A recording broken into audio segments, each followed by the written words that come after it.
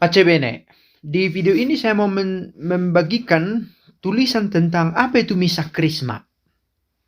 Mungkin pernah kita dengar. Sebagai umat Katolik rasanya perlu mendengar ini. Bukan hanya itu, jika memungkinkan, ikut juga misa ini. Hanya sekali setahun dirayakan di masa pekan suci umumnya. Kecuali ada alasan lain yang dipikirkan oleh uskup sesuai dengan situasi lokal, bisa dirayakan di waktu yang berbeda. Tidak harus pada Kamis pagi, tetapi itu sesuai pertimbangan uskup dan dewannya. Oke, misa Krisma kita ambil dari dokumen kemarin tentang perayaan Paskah dan persiapannya. Misa Krisma yang dirayakan uskup yang merayakan bersama presbiterium, bersama para pastornya. Krisma suci dan minyak-minyak lain diberkati. Ada 3 jenis minyak yang diberkati dalam perayaan itu. Oleum catechumenarum, oleum infirmorum, sacra Krisma.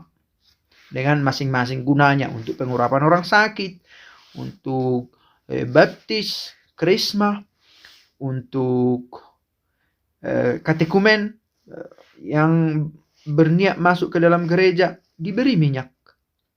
Yang dalam prakteknya jangan-jangan jarang dilakukan.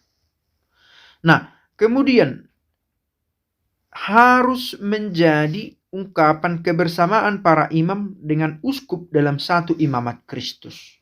Satu kalimat ini sangat banyak muatannya. Kepemimpinan uskup dalam kesatuannya dengan para imam. Pelayanan yang ditampakkan dan sakramen ditampakkan dengan minyak ini. Dan imamat Kristus yang dianugerahkan di dalam gereja dan dihadirkan secara nyata lewat kehadiran para imam dan uskup sebagai pemimpin. Para imam dari semua kawasan keuskupan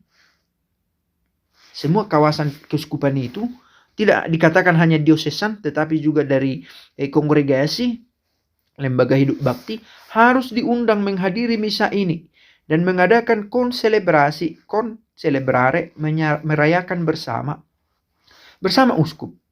Mereka harus berfungsi sebagai saksi dan pembantu pada pemberkatan Krisma, seperti mereka melaksanakan pelayanan sehari-hari sebagai rekan-rekan uskup dan penasehatnya. Memang para imam dengan tahbisannya melayani gereja, dan pelayanan itu adalah pelayanan yang satu dan sama. Sosoknya bisa berbeda-beda, para pastornya, kecakapan personalnya bisa berbeda-beda, tetapi imamatnya sama, bersumber dari imamat Kristus. Juga kaum beriman hendaknya diundang, ini tadi, untuk mengambil bagian dalam misa ini dan menyambut ekaristi. Tapi sayangnya ini tidak dilangsungkan di stasi-stasi yang jauh, katakanlah dari katedral, dari pusat dari keuskupan itu. Artinya tidak digilir demi ikutnya umat, maka dibuat giliran. Tidak pada pemahaman semacam itu undangan ini supaya umat datang. Tetapi umat diundang untuk perayaan itu, di mana dirayakan perayaannya. Menurut tradisi, misa Krisma diadakan pada Kamis Putih. Ini tadi kita katakan, tetapi bisa juga digeser pada waktu lain. Tetapi bila klerus dan umat pada hari ini sulit berkumpul sekitar uskup, pemberkatan dapat dimajukan pada hari lain yang harus dekat Paskah. Nah, ini syaratnya, harus dekat Paskah. Tetapi bisa di luar hari Kamis yang merupakan hari idealnya.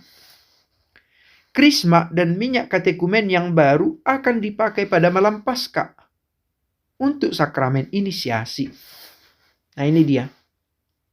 Terutama untuk sakrakrisma,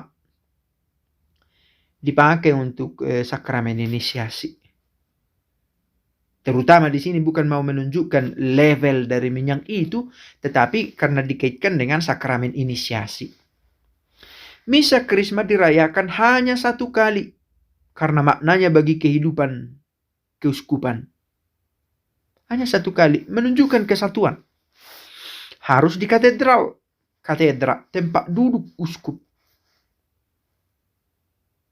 Tempat resminya, kediaman uskup. Kediaman di sini di dalam gereja itu sendiri dengan kursi pelayanannya. Atau karena alasan pastoral dalam suatu gereja lain yang penting. Karena alasan pastoral, katakanlah misalnya para imam kesulitan berkumpul. Misalnya keuskupan Sibolga itu ada Pulau Nias dan bagian dari Pulau Sumatera di Sibolga. Maka kadang dibuat di gereja konkatedral, satu gereja yang penting pada keuskupan itu.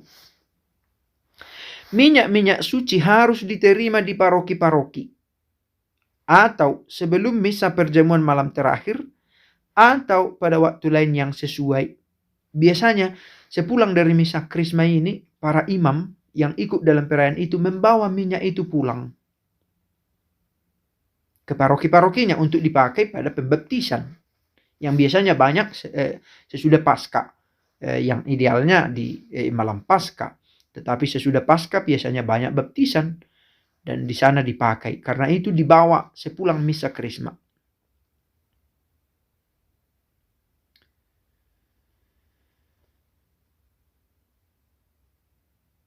Hal ini bermanfaat untuk mengajar kaum beriman tentang penggunaan krisma dan minyak lain serta dayanya dalam kehidupan kaum Kristiani. Nah, dengan menerima minyak krisma itu, apa yang kita ingat? Perayaan ini. Tapi apa pesan dari perayaan ini? Tadi itu, pelayanan di dalam gereja oleh uskup dan para imamnya yang satu, karena berasal dari sumber yang sama, imamat Kristus. Di gereja, baik sebagai gedung, juga sebagai satu kumpulan.